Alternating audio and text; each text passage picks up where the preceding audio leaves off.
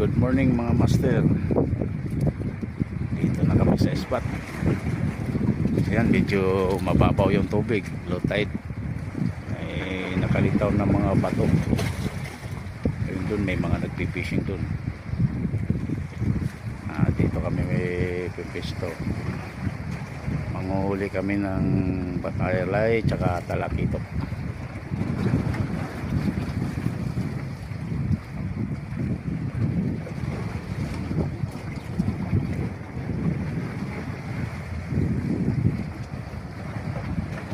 Okay.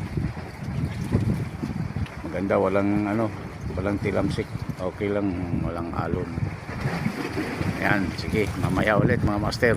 Update na lang pag nakahuli na. Okay, mabos.